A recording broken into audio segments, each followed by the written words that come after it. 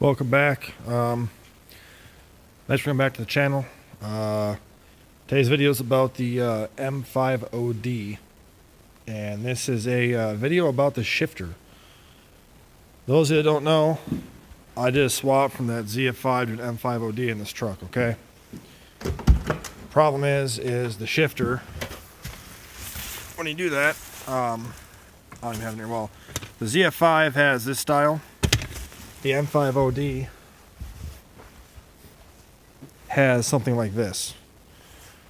The shifter is on like that.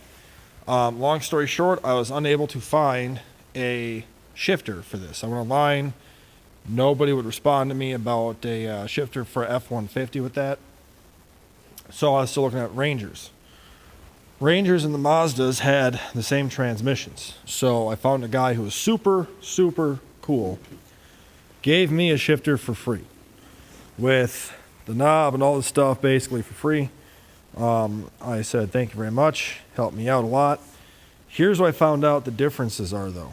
And I wanted to show you guys this so you kind of know. This was the one that was out of the F-150 transmission, okay? This was out of the Ranger. If you notice, they're a different length. The Ranger one will not work in the F-150 M5od. Okay? It's too short, and it will hit, or not hit, but it won't engage the gears. The other thing is where this should sit in there, you know, like this, so you can shift, which means that your bolt has to go through there. Well, if you notice, when this is straight up and down, that little notch is there. When this is straight up and down, that notch is right here. So what you have to do is you have to take this and notch it yourself. Let me see it really well, but I had to notch this myself with my little die grinder. What I ended up using was a carbide burr, Amazon special, and I just ground that off to where now I can put this in there, not this one, put this one in there and have it sitting like this way it should. Now, one thing to note, if you look at this part here, you can see how it's different heights like that. You want to sit in like this. So you want, if you're in the driver's seat, you want the long end right there to sit towards the driver's side and small side towards the passenger side. So you have to notch out that part there. So your original notch should be towards the front of the truck, but that's what you got to do to make this work. Other thing too is that the Ranger and the Mazda shift sticks are a little bit shorter.